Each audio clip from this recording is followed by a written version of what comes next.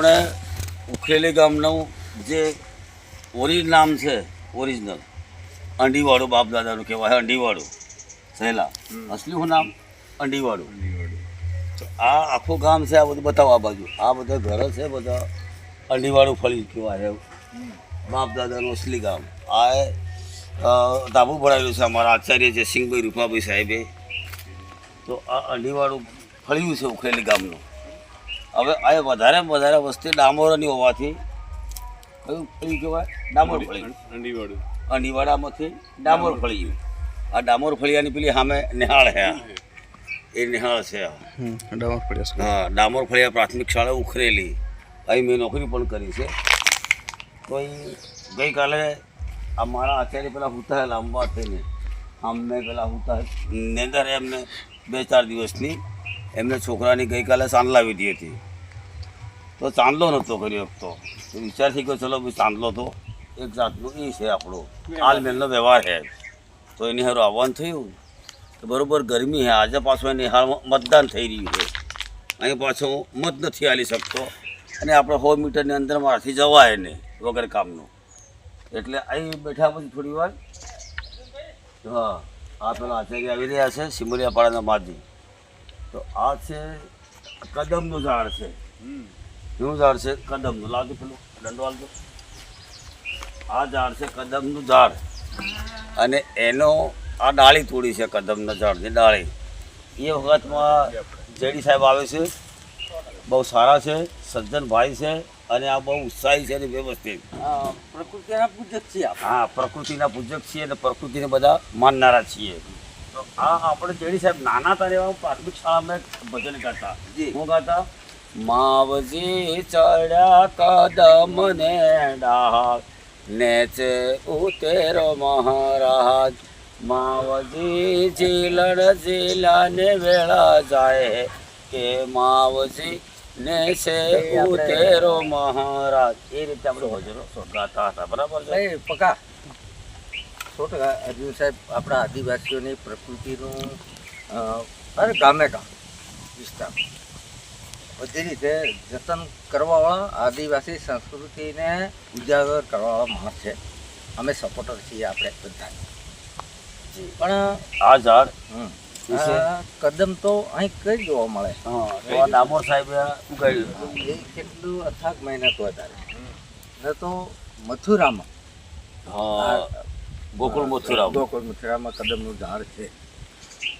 હા એટલે કાલે મને મિત્રો પૂછતા હતા દાસ સાહેબ જેની આ ઝાડ હાનું મને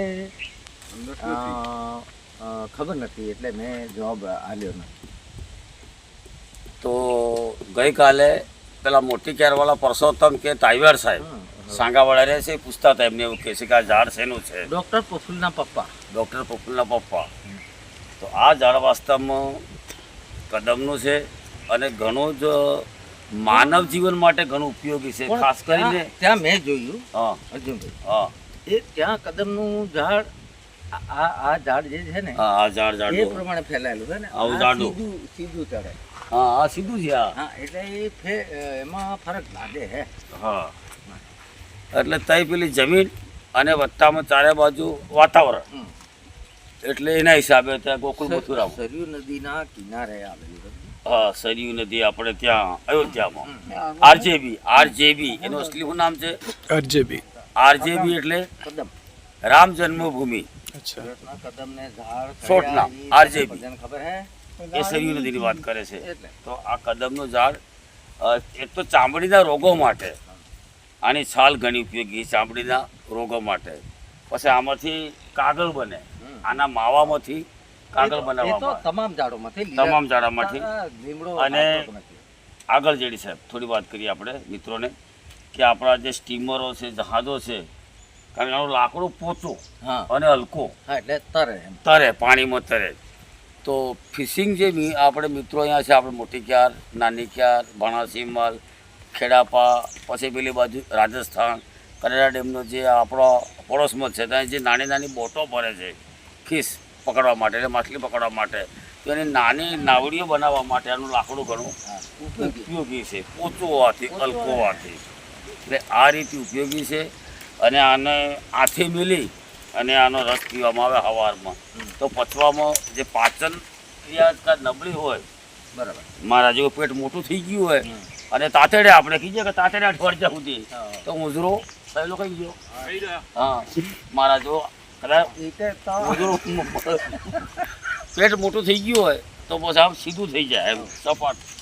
કેમ કે એનું કારણ છે કે આપણી આદિવાસી સંસ્કૃતિ જળવાઈ રહે, આદિવાસીઓમાં જ આપણું બધું હા, જે કઈ છે જે કઈ છે બીજે નથી. હા, એટલે બીજા કોઈ બધા નથી કહેતો ના. કોમ્યુનિટીમાં, પણ આપણા આદિવાસીઓ એક જંગલમાં જ રહે, જંગલની વસ્તુઓ વિશે, જંગલમાં- ખનિજ સંપદા વિશે આદિવાસી જાણે એમ સાહેબનો હા. કહેવાનો મતલબ છે. અન્ન જળ પવન અગ્નિ વાયુ હા, એ આપણા ભગવાન, એ જ બીજો કોઈ ભગવાન એવું હું માનું. માનો છો. એટલે આદિવાસી આવા વિસ્તારમાં જ રહે છે, જંગલ વિસ્તારમાં જ રહે છે, પર્યાવરણ હાથવે છે અને દરેક રીતે જોવા પશુઓ પણ છે. મૂંગા, આ ભેંસ છે, તો એ મોટાભાગની કોમ્યુનિટી પાળે છે, પરંતુ એનો બી માવજત અને ઉછેર સમાજ કરે છે. અને આજે આ પર્યાવરણ જો આટલું બધું હાથવે છે.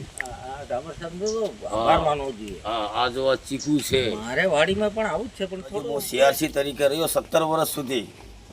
ઘણા શાંતિપ્રિય નામભાઈ છે અને એમના માં તો મેં ઉખેલીમાં જોયા છે, ઘણી બધી બહેનો જોઈ છે, પણ આજે પણ એક કાસડો વાળે છે અને આમ બહુ પ્રોત થઈ જાય જમીન સાથે તાલમેલ મેળાવી.